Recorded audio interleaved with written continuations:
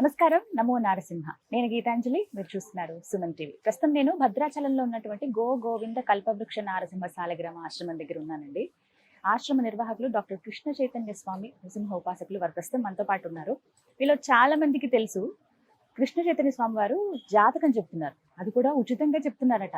కాకపోతే భద్రాచలం దగ్గర ఉన్నటువంటి ఆశ్రమం దగ్గరికి రమ్మంటున్నారంట. అసలు ఎలా చెప్తున్నారు ఈ జాతకం? అంటే చాలా మంది దూరంలో ఉన్న పేరు గోత్రమో లేకపోతే పేరు నక్షత్రమో ఇవి ఇస్తే చెప్పేస్తున్నారు కదా, మరి ఎందుకు ఇక్కడికి రమ్మంటున్నారని చాలా మంది ప్రశ్నలు అడుగుతున్నారు కదా. మీకోసమే నేను మళ్ళీ భద్రాచలం వచ్చానండి. మనకున్నటువంటి సందేహాలన్నీ కూడా నివృత్తి చేసుకుందాం ఈ జ్యోతిష్యం గురించి. నమస్కారం గురుగారు. నమస్కారం అమ్మా. ఎలా ఉన్నారు? బాగున్నాం, స్వామివారి అనుగ్రహం. నమో నారసింహ.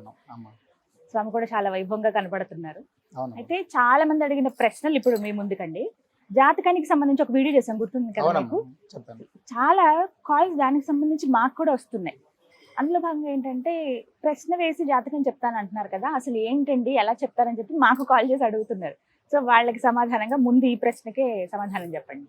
అంటే సాధారణంగా జాతకం అనేటువంటిది ఒక జ్యోతిష్యుడి దగ్గరికి వెళ్ళినటువంటి సమయంలో, ఆయన దగ్గరికి వెళ్ళినటువంటి సమయంలో ఉండేటువంటి లగ్నము, మనం వెళ్ళినటువంటి రోజు ఉండేటువంటి నక్షత్రం, ఆ లగ్నము అవన్నిటిని కూడా చూసి ప్రశ్న అనేటువంటిది ఒకటి వేస్తారమ్మా.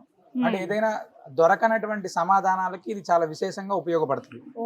ఎప్పటి నుంచో మనం ఏదైనా ఎక్కడైనా ఒక కార్యం చేస్తున్నా, ఏదైనా ఒక పనిలో మనకు ఇబ్బంది కలుగుతున్నా ఈ ప్రశ్న వేసి ఎలా జరుగుతుంది, అవుతుందా లేదా అనేటువంటి తెలుసుకోవడం చాలా ఈజీ, చాలా అద్భుతంగా దానికి ఫలితం వస్తుంది. మన దగ్గరకు వచ్చేటప్పటికి ఆ లగ్నంతో పాటుగా మనం ఇక్కడ గవ్వలు తీపిస్తారమ్మా. అంటే మనం ఎవరైతే జాతకుడు ఉంటారో ఆ జాతకుడికి సంబంధించినటువంటి వారితో గవ్వలు, ఒక 3 పిడికల్లో గవ్వలు తీయించి దానితోటి వచ్చేటువంటి సంఖ్యను దాన్ని బేస్ చేసుకొని మేము ఇక్కడ ప్రశ్న వేస్తారు. ఈ ప్రశ్న అనేటువంటిది నృసింహ మహామంత్రం మేము ప్రతినిత్యం కూడా అనుష్ఠానం చేసి, ఆ అనుష్ఠానం చేసినటువంటి రోజు మాత్రమే జాతకం చెప్తాం. ఏ రోజు ఎప్పుడు వచ్చినా అలా చెప్పాము. ఆ అనుష్ఠానం జరిగినటువంటి రోజు మాత్రమే చెప్తాము. స్వామి ఆ ప్రశ్నకు ఆన్సర్ చెప్తారు ఇక్కడ.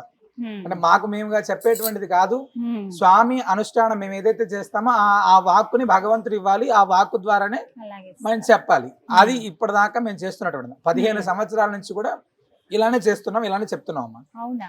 15 ఏళ్ళ నుంచి చెప్తున్నాం. అయితే ప్రధానంగా అందరూ అడిగేది ఏంటంటే, ఇప్పుడు సాధారణంగా కొంతమంది ఉన్నారండి, చాలా మంది జ్యోతిష్యం చెప్తూ ఉన్నారు. ఫోన్ లో వాళ్ళ పేరు అడుగుతారు, పుట్టిన సమయం అడుగుతారు, పుట్టిన ప్రాంతం అడుగుతారు, తెలిస్తే నక్షత్రం అడుగుతున్నారు, రాశి ఇవి అడుగుతారు. ఒకవేళ అవేవి తెలియకపోతే ఫోన్లో ఇలా అండి వాళ్ళు ఏవో కొన్ని క్వశ్చన్స్ అడుగుతుంటారు, దాన్ని బట్టి చెప్పేస్తారు. కానీ మీరేమో ఆశ్రమానికి రండి, మీ ఎదురుగుండానే ఇదంతా జరుగుతుంది, మీ చేతులతో మేమే గవ్వలు తీపిస్తామని చెప్తూ ఉన్నారు కదా, ఎందుకని?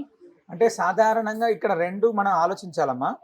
జ్యోతిష్యం అనేటువంటిది ఒక శాస్త్రం, అది తెలుసుకోవాలి, ఖచ్చితంగా మన జీవనం మారాలి, జీవితం మారాలి అనుకునేటువంటి వాడు మాత్రమే రమ్మని చెప్తున్నాం మేము. ఒకటి ఫస్ట్ సరదా కోసం జాతకం తెలుసుకోవడం అనేటువంటిది ప్రధానమైనటువంటి తప్పు.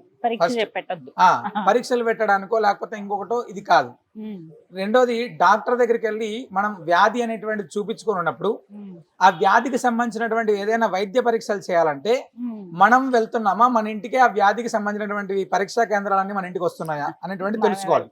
మనమే అక్కడికి వెళ్ళి తెలుసుకో. ఎందుకంటే నీకు ఉండేటువంటి వ్యాధి తెలుసుకోవడానికే నువ్వు డాక్టర్ దగ్గరికి వెళ్ళి ల్యాబులకు వెళ్ళి అక్కడ సిటీ స్కాన్ ఇలా అన్ని చేసుకున్నప్పుడు నీ గ్రహ ప్రభావంలో ఉండేటువంటి దాన్ని తెలుసుకోవడానికి భగవంతుడి సన్నిధికే మనం రమ్మంటున్నాం.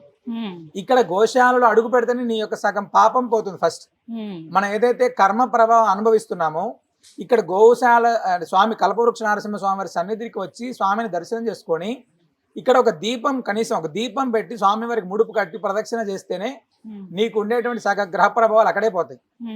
రెండవది, మనం చేసేటువంటి ప్రశ్న, వాడికి చెప్పేటువంటి చిన్న పరిహారం, వాటి ద్వారా చాలా అద్భుతమైనటువంటి మార్పును చూడొచ్చమ్మా. అంటే మేము ప్రధానంగా నమ్మేటువంటిది ఏంటంటే జ్యోతిష్యం అనేటువంటిది నిజంగా తెలుసుకోవాలి, నీ జీవనం అనేటువంటిది ఖచ్చితంగా మార్పు చెందాలి అనుకునేటువంటి వాళ్ళు ఖచ్చితంగా వచ్చి చెప్పించుకొని వెళ్తున్నారు చాలా మంది అమ్మ. చాలా మంది సరదాగా ఫోన్ లో అంటే వీళ్ళు ఎలా చెప్తారు, వాళ్ళు ఎలా చెప్తారు అని తెలుసుకోవడానికి ఫోన్ చేసేటువంటి వాళ్ళ సంఖ్య ఎక్కువగానే ఉంటుంది. కానీ అలాంటి వాళ్ళందరూ కూడా సరదాగా చేసేటువంటి పని అమ్మ. ఆ సరదాగా చేసేటువంటి పనుల వల్లనే ఈ రోజు జ్యోతిష్యం అనేటువంటి దానిపైన నమ్మకం లేకుండా పోతున్నాం. మనం నిన్నటి రోజు గమనిస్తే అంటే చంద్రుడు, శుక్రుడు, శని ఒకే లగ్నంలో ఉన్నారు అనేటువంటి దాన్ని ఒక చిన్న వీడియో మేము కూడా పెట్టాం. మనం అక్కడ ఖగోళంలో ఉండేటువంటి అద్భుతాన్ని కూడా మనం చూపించాం ఎలా ఉంటుంది. అంటే జ్యోతిష్యం అనేటువంటిది అంత పరమ ప్రామాణికమైనది అయినప్పుడు మనం తెలుసుకోవాలన్నప్పుడు కూడా అంతే నిబద్ధతగా ఉండాలి అనేటువంటిది మేము బాగా నమ్ముతాం. అది ఇదిగో ఇక్కడికి రమ్మని చెప్పడానికి కారణం అయితే అది అంటున్నారు. అవునమ్మా. ఎంత ఖర్చు అవుతుంది వీటికి అంటే ఉచితం అంటున్నారు కానీ అక్కడికి వస్తే ఏమైనా డబ్బులు అవుతాయా అని కూడా మేము అది కూడా అడుగుతూ చెప్పాము, లాస్ట్ వీడియోలో కూడా చెప్పాము. ఉంటారు. జ్యోతిష్యం అనేటువంటిది ఇప్పటిదాకా ఫస్ట్ నుంచి ఈ రోజు దాకా పూర్తిగా ఖచ్చితంగా ఉద్యోగం లేదు. అంటే దానికి 1000, 2000, 3000 ఇలాంటి ఎలాంటి డబ్బులు ఉండవు. ఆ జాతకం అనేటువంటిది ఉచితంగా చెప్తున్నారంటే ఏదో పెద్ద మోసం అని అనుకునేటువంటి వాళ్ళందరికీ కూడా మేము చెప్పేది ఏంటంటే జ్యోతిష్యం అనేటువంటి దానికి ఎలాంటి డబ్బు తీసుకోరు. మళ్ళీ మళ్ళీ చెప్తున్న విషయం, మేము గవ్వలు ఒకటి తీపిస్తాం. ఆ గవ్వలు అనేటువంటి దానికి మాత్రమే అది కూడా ఆ గవ్వలు ఇక్కడ తీసి ఇస్తే వాళ్ళు ఇచ్చినటువంటి ద్రవ్యం ఏదైతే ఉంటుందో ఆ ద్రవ్యం తోటి గోమాతలకు ఆహారాన్ని ఏర్పాటు చేస్తాం. లేదా స్వామివారి సన్నిధిలో జరిగేటువంటి అర్చనలో వాళ్ళ యొక్క గోత్రనామాలు నమోదు చేస్తారు. అంటే వాడికి అలా అయినా కూడా స్వామివారి పుణ్యం రావడం కోసం మేము ఈ ఏర్పాటు చేసాము. అది కూడా తీసుకోలేనటువంటి వాళ్ళు ఉంటే వాళ్ళందరికీ కూడా మనం చెప్తున్నాం. అంటే గవ్వలు తీయించడానికి అదేదో వేలాది రూపాయలు, వందలాది రూపాయల్లోనే ఉంటుంది. కాబట్టి దానికి పెద్ద ఇబ్బందికరమైనటువంటి అంశం అయితే ఖచ్చితంగా కాదు. జ్యోతిష్యం అనేటువంటిది 2000 ఇస్తాను, 5000 ఇస్తాను, 3000 ఇస్తాను చెప్పేటువంటిది కాదు మా దగ్గర పూర్తిగా.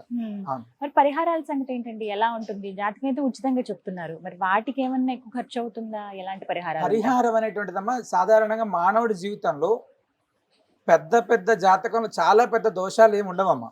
ఉండేటువంటివన్నీ కూడా ఈ కాలసర్ప దోష ప్రభావము, కుజ దోష ప్రభావము, లేదా వివిధ రకాలైనటువంటి శుక్రుడు దోషము, లేదా వాడికి ఏలనాడు శని ప్రభావం, ఇలాంటి వాటితో ఉండేటువంటి వాళ్ళు కొంతమంది అయితే జాతకంలో గోచారంలో బాలారిష్టాల దగ్గర నుంచి వివిధ రకాలైనటువంటి దోష ప్రభావాలతో ఇబ్బంది పడేటువంటి వాళ్ళు కొంతమంది. వాటికి చాలా చక్కటి పరిష్కారాలు చిన్న చిన్నవి ఉంటాయమ్మా. సాధారణ చాలా చిన్నవి ఉంటాయి. అవి కూడా వాళ్ళు ఇక్కడే చేసుకోవాలి ఇలాంటివి ఉండదు అసలు. వాళ్ళు ఏ ప్రాంతంలో మేము రాసిస్తే వాళ్ళు ఒకవేళ వాళ్ళ యొక్క పురోహితులను ఎవరైనా సంప్రదించి జాగ్రత్తగా వాళ్ళ ఇంటి దగ్గర వాళ్ళకి దగ్గరలో ఉన్నటువంటి ఆలయాలు చేసుకోవచ్చు. లేదా స్వామివారి సన్నిధిలో చాలా మంది మేము ఈ మధ్యకాలం గమనించిందంటే గోశాలలో చిన్న పూజ చేస్తేనే అద్భుతమైనటువంటి పుణ్యం కదా స్వామి, ఆ పరిహారం మీద ఇక్కడ చేసుకుని వెళ్తామని ఒక రోజు ఆగి చేసుకునేటువంటి వాళ్ళ సంఖ్య చాలా మంది ఉంటుంది. అలాంటి బాగా పట్టుబడే వాళ్ళకి తప్ప ఎవరింట్లో వాళ్ళు హ్యాపీగా చేసుకునేటువంటి దాన్ని ఏర్పాటు చేస్తుంది. ఒకవేళ ఇక్కడికి వస్తే గోవులకు సంబంధించే ఉంటుందా అండి? ఎలాంటి అంటే అలా గోవుకు సంబంధించిన స్వామివారికి ముడుపు కట్టుకోవచ్చు, గోమాతలకు ఆహారం కావచ్చు, మహాలక్ష్మి దీపం కావచ్చు, స్వామివారికి పౌర్ణమి అమావాస్య తిథుల్లో జరిగేటువంటి మహాసుదర్శన నారసింహ హోమం కావచ్చు, పౌర్ణమి తిథుల్లో జరిగేటువంటి 1000 తామర పువ్వులతో జరిగేటువంటి మహాలక్ష్మి హోమం కావచ్చు, స్వామివారికి జరిగేటువంటి మంగళవారం నాడు విశేషంగా జరిగేటువంటి నవకలసి తిరుమంజనం కావచ్చు. ఇలా వీటిలో పాల్గొనేటువంటి వాళ్ళు ఆ యొక్క గ్రహ ప్రభావానికి తగ్గట్టుగా పాల్గొనవచ్చు. లేదు ఏదైనా మన్ని సూక్తమో పారాయణం చేసుకోవడమా, లేదా ఏదైనా హోమం చేసుకోవాలి, వాళ్ళకు సవివరంగా ఏం చేసుకోవాలో చెప్తే వాళ్ళు ఇంటికి వెళ్ళి చేసుకునేటువంటి వాళ్ళు చాలా మంది ఇంట్లో జాగ్రత్తగా చేసుకుంటారు. లేదు ఇక్కడ చేసుకుంటాం అనేటువంటి వాళ్ళు వచ్చి చేసుకోవచ్చు. దానికి కూడా ఎక్కడ మేము బాగా చెప్పేది ఏంటంటే చాలా మంది జ్యోతిష్యం పేరుతో డబ్బులను విపరీతంగా ఖర్చు పెట్టేస్తున్నారమ్మా. అలాంటి ఇబ్బంది ఏ ఇంట్లో ఉండకూడదు అనేటువంటి దాంతోనే మేము ఇంత పని. మేము ఉండేటువంటిది భద్రాచలం గిరిజన ప్రాంతం. మా దగ్గరికి ప్రతినిత్యం కూడా కొన్ని వందల మంది వస్తుంటారు చిన్న చిన్న సలహాలు సూచనలకి. వాళ్ళందరినీ చూసి చూసి చూసి మాకి నిజంగా ఇది కూడా ఒక సేవ, ఇది కూడా ఒక సేవ. వాళ్ళ యొక్క జీవనంలో మనం చెప్పేటువంటి దాని ద్వారా కొంచెమైనా మార్పులు వస్తే బాగుంటుంది అనేటువంటి దాంతో చేస్తున్నటువంటి పని అమ్మ. తద్వారా పెరుగుతున్నారు చాలా మంది. ఆదిలాబాద్ నుంచి శ్రీకాకుళం దాకా వివిధ దేశాలు, వివిధ రాష్ట్రాల నుంచి కూడా వచ్చేటువంటి వాళ్ళ రోజు సంఖ్య పెరుగుతూనే ఉంది. అయినప్పటికీ కూడా మాకున్నటువంటి సమయంలో తప్పకుండా వాళ్ళకి చెప్పి పంపించడం చేస్తున్నాం. ప్రతిరోజు ఉంటుందండి మీరు అన్నట్టు నియమం ఏమన్నా ఉందా? మాక్సిమం ఈ నెలకైతే 20 రోజులు చెప్తున్నాం. అంటే మనకి ఇంకా ఎక్కువ ఇక్కడ జరిగేటువంటి ఈ కార్యక్రమాలు ఇవన్నీ ఉంటాయి కదా, వాటన్నిటిని కూడా చూసుకొని మేము అనుష్ఠానం చేసి ఉండాలి. స్వామివారు వాక్ ఇవ్వాలి. ఇన్ని అయినప్పుడు మాత్రమే మనం చెప్పడం జరుగుతుంది. గురుగారు మరి ఎలా అండి, ఫోన్ చేస్తే సరిపోతుందా? ముందు అపాయింట్మెంట్ తీసుకోవాలి కదా? అపాయింట్మెంట్ తీసుకొని వస్తేనే మంచిది. ఎందుకంటే దూర ప్రాంతాల నుంచి వచ్చేటువంటి వాళ్ళకి ఇబ్బంది లేకోకుండా ఉండేటువంటి నృసింహ సేవా వాహినికి సంబంధించినటువంటి ఆఫీస్ నెంబర్లు ఇస్తారమ్మా. ఆ నెంబర్కి కాల్ చేస్తే ఎప్పుడు రావాలి అంటే ఇక్కడ ఏదైనా కార్యక్రమాలు జరుగుతున్నాయి విశేషాలు అనేటువంటి తెలుసుకొని వస్తే ఒకవేళ కార్యక్రమంలో పాల్గొని తెలుసుకొని చెప్పించుకొని వెళ్ళాలనుకుంటే ఆ విధంగా కూడా రావచ్చు. 6305811189 ఇది నృసింహ సేవావానికి సంబంధించినటువంటి నెంబర్. 9866665352 ఇది కల్పవృక్ష నరసింహ వారికి సంబంధించినటువంటి నెంబర్.